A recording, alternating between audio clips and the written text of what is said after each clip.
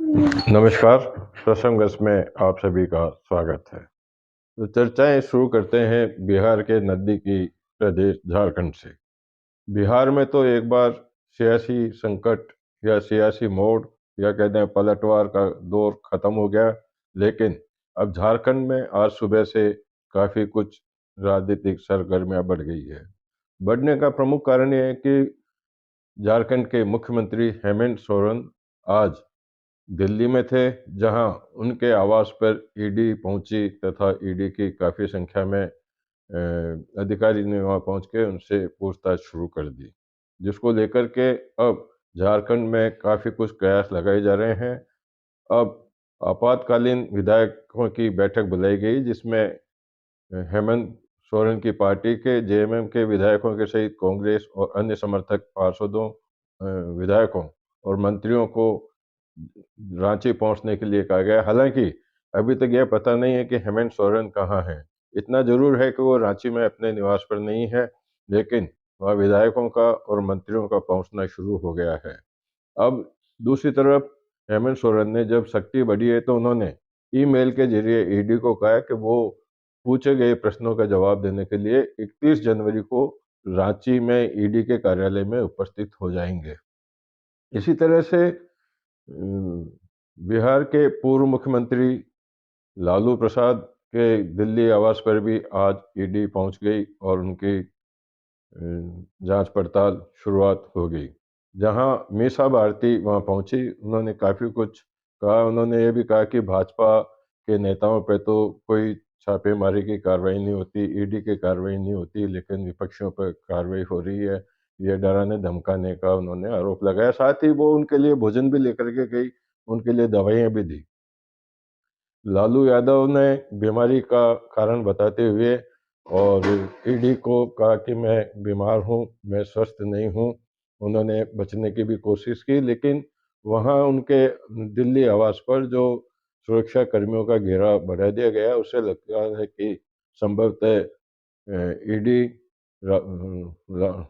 लालू को गिरफ्तार भी कर सकती है।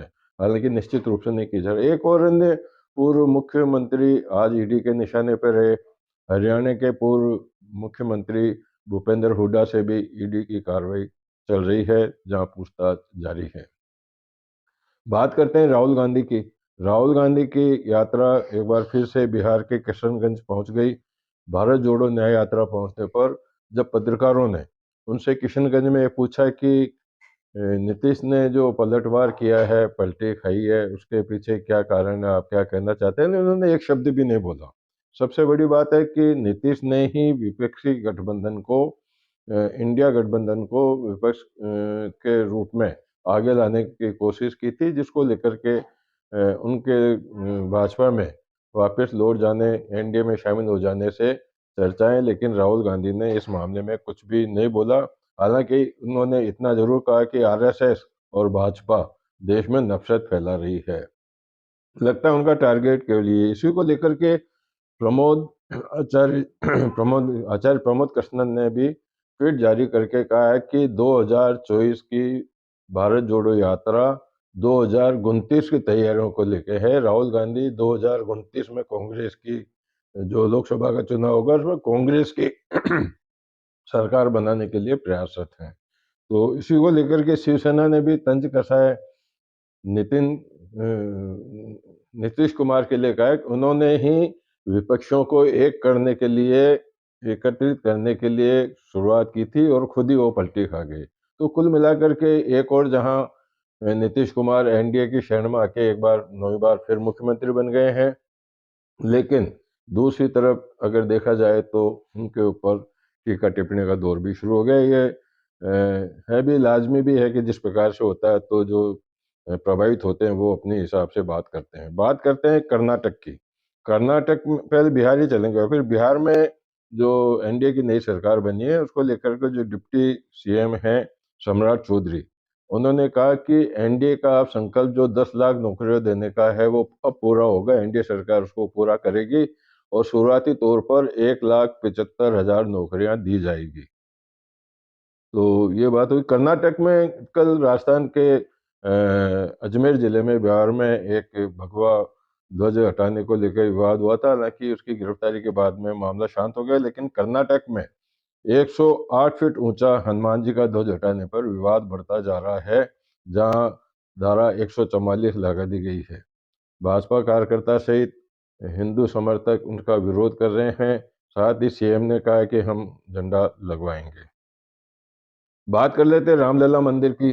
रामलला मंदिर में एक रोज नई नई बातें सामने आ रही है, मतलब जो नए नए चरितार्थ जो हो रहे हैं वो आपको मैं अवगत भी कराता रहा हूँ। जो मुख्य रूप से, ऐसे तो कई बातें आ रही है, लेकिन मुख्य रूप से जो बात आ रही है कि जिस प्रकार से माँ कौशल्या कौशल्या माता जिस प्रकार से भगवान श्री राम को सुबह उठाती थी, जगाती थी, उसी तरह से वहाँ जो पुजारी है वो संगीत बजा करके, भजन गा करके और रामलला को सुबह उठाते हैं। तो ये भी एक काफी अच्छी बात है कि वो रामायण की रामायण में जो प्रसंग है वो चरितार्थ हो रहा है। बात कर लेते हैं केंद्रीय मंत्री गजेंद्र सिंह की, जो आज जोधपुर में रहे। उन्होंने पूर्व सीएम अशोक गहलोत पे निशाना साधा। हालांकि उनकी, गहलोत की और गजेंद्र सिंह की खींचातानी कई मामलों में चलती रही, लेकिन अब उन्होंने अटल बिहारी के समय का एक हवाला देते हुए कहा कि उन्होंने पार्वती, काली, सिंध, चंबल नदियों को जोड़ने की योजना थी, उसको एमपी और राजस्थान की सरकार की सहमति के बावजूद भी हठधर्मिता से उनको लागू नहीं होने दिया। उन्होंने तो इतना भी कहा, कंध कसते हुए कहा कि गहलोत ने प्यार से कंठों पर राजनीति की। ये उन्होंने सीधा सीधा आरोप भी लगाया। बात कर लेते हैं आसाराम जो अभी अस्पताल में भर्ती हैं, उनके पुत्र नारायण साईं ने गुजरात हाई कोर्ट में, वो भी बंद है जेल में, उन्होंने हाई कोर्ट में एक रिट याचिका जारी की कि मैं मेरी माता पिता का एकमात्र पुत्र हूँ। मेरी माता और पिता बीमार हैं, पिता अस्पताल में भर्ती है, उनको इलाज कराने के लिए मेरा रहना जरूरी है, इसलिए मुझे जमानत दी जाए। लेकिन कोर्ट ने कहा कि आपने पहले भी दस्तावेज संदिग्ध भेजे थे, सबूत नहीं थे, सबूत गलत भेजे थे, ऐसी स्थिति में आपकी याचिका खारिज की जाती है, सबूत पेश होने पर ही आगे कुछ विचार किया जा सकता है। बात कर लेते हैं राजस्थान में चिकित्सा मंत्री गजेंद्र सिंह है। उन्होंने आज विधानसभा में कहा कि पूर्ववर्ती सरकार ने जो चिकित्सा उपकरण खरीदे थे, उन मामलों की जांच की जाएगी, उसकी मैं फाइल तलब कर रहा हूँ, उसके ऊपर आदेश दूंगा। तो इसी तरह से बजरंग सरकार ने यह भी स्पष्ट किया है कि फिलहाल बिजली की दरों में कोई कटौती नहीं की जाएगी। मतलब यह है कि बिहार में बिजली की कटौती वर्तमान में जारी रहेगी। बिहार की एक बार फिर बात कर लेते हैं, तो एनडीए की जो सरकार नीतीश कुमार की बनी है, उसका फ्लोर टेस्ट होने के लिए 12 फरवरी की तारीख तय की गई है। 12 फरवरी को पटना में विधानसभा में फ्लोर टेस्ट होगा। राजस्थान में फिर चलते हैं, तो नवगठित जिलों के लिए जो रामलुभाय समिति थी उसको भंग कर दिया गया था। उसके बाद में मीडिया में चर्चाएं थी, सोशल मीडिया में, कि कुछ जिलों में, जैसे 3 जिले अभी भी घोषित तो किए गए लेकिन वो प्रभावित नहीं हुए, तो उनमें पुनर्विचार किया जा सकता है। लेकिन रामलुभाय समिति को भंग कर दिया गया था। तो आज हेमंत मीणा जो है राजस्व मंत्री, उन्होंने विधानसभा में कहा कि इसकी नए सिरे से समिति गठित की जाएगी। वहीं विधानसभा का सत्र चल रहा है। आज मुख्यमंत्री भजनलाल शर्मा ने विधानसभा में विधानसभा अध्यक्ष के कक्ष में जाकर के और विधानसभा अध्यक्ष वासुदेव देवनानी से मुलाकात की। साथ ही अब कल प्रातः 10 बजे भाजपा विधायक दल की बैठक विधानसभा में बुलाई गई है, जिसका मुख्य कारण यह कहा जा रहा है कि विधानसभा में जो राज्यपाल का अभिभाषण भाषण था, उस पर मुख्यमंत्री को कल जवाब देना है उस बहस का। तो उसको लेकर के ये सारी विधायक दल की बैठक बुलाई गई है। बात कर लेते हैं पदोन्नति की। तो आरपीएस के 79 डिप्टी को एडिशनल एसपी के पद पर पदोन्नति दी गई है। अब इनकी पोस्टिंग होना बाकी। पोस्टिंग तो अभी आईपीएस के उन अधिकारियों की भी होना बाकी है जिनको पहले प्रमोट कर दिया गया था।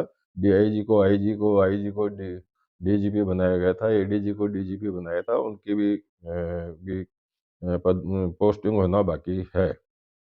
राज्यसभा के जो 56 सीटें हैं, उस पर 27 फरवरी को अब चुनाव होना है। अब नए राज्यसभा सदस्य निर्वाचित होंगे। बात कर लेते हैं कोरोना की। तो कोरोना ने फिर राजस्थान में दस्तक दिए। राजस्थान में आज 4 नए कोरोना के मरीज सामने आए। अब तक राजस्थान में एक्टिव मरीजों की संख्या 12 हो चुकी है।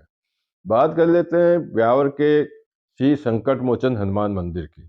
संकट मोचन हनुमान मंदिर ब्यावर का काफ़ी प्रसिद्ध है। सी सीमेंट के परिसर में बांगड़ ग्राम में बना हुआ है, अंधेरी देवी बांगड़ ग्राम में। वहाँ 23वां वार्षिकोत्सव जो संकट मोचन हनुमान मंदिर का है, वो 1 फरवरी से 4 फरवरी तक होना है, जिसके लिए आज unit head S C Gupta ने आज प्रेस कॉन्फ्रेंस की। उन्होंने बताया कि 1 फरवरी से 4 फरवरी तक होने वाले कार्यक्रम के अंदर बांगड़ परिवार की 4 पीढ़ियां भाग लेगी। सी सीमेंट के एमडी नीरज अखोरी उसमें रहेंगे। अन्य अधिकारी और बांगड़ परिवार के 4 पीढ़ियों के साथ में उनके मेहमान भी साथ रहेंगे। 2 तारीख को अखंड रामायण पाठ होगा, 3 तारीख को समापन होगा, 3 तारीख को ही गर्भगृह की पूजा, भगवान हनुमान जी संकट मोचन हनुमान जी का अभिषेक होगा। शाम को शोभा यात्रा होगी। 4 तारीख को 4 फरवरी को शाम को दरअसल राहुल की सांस्कृतिक संध्या होगी। आज की इस प्रेस कॉन्फ्रेंस में उनके जो एमडी सॉरी सी सीमेंट के जो पदाधिकारी थे, दुबे, विशाल जायसवाल, नीरज शर्मा, कुंदन बिरथरे और भरत शर्मा, ये आदि मौजूद थे। और इसी को लेकर के आज के इस प्रसंग बस को विश्राम देते हैं। कल फिर आपके सामने हाजिर होऊंगा। जब तक के लिए नमस्कार।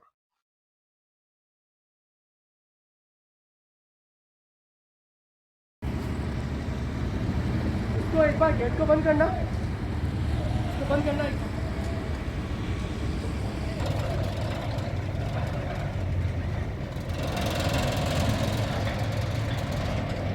हाँ सर बताइए। नमस्कार।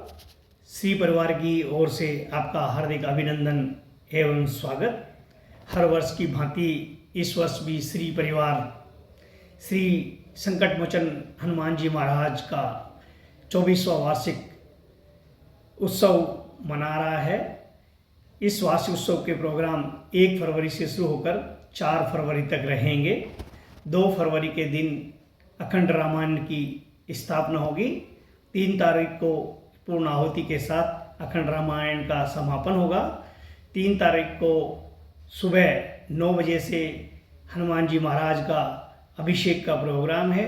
उसके बाद सायंकाल भगवान हनुमान जी महाराज को शोभा यात्रा के द्वारा प्लांट प्रांगण और कॉलोनी परिसर में चारों तरफ उनको घुमाया जाएगा। सायंकाल से उसके बाद में महाआरती का एक आयोजन किया जाएगा। फिर अगले दिन 4 तारीख को प्रसिद्ध गायक दर्शन जी रावल द्वारा एक मनमोहक संगीत संध्या का आयोजन किया गया है। इस पूर्ण प्रोग्राम के दौरान हमारे श्रीयुत बीजी बांगुर साहब, चेयरमैन श्री एच.एम. बांगुर साहब एवं डिप्टी चेयरमैन श्री प्रशांत जी बांगर एवं कंपनी के मैनेजिंग डायरेक्टर नीरज अघोरी साहब अपने परिवारजनों के साथ एवं श्री परिवार के साथ संपूर्ण कार्य में उपस्थित रहेंगे। धन्यवाद। हमारे साथी ऑफिसर्स को फिर हम लोग एक साल बाद आज यहाँ पर एकत्रित हुए हैं कि बालाजी महाराज का फिर से हम एक बार इस साल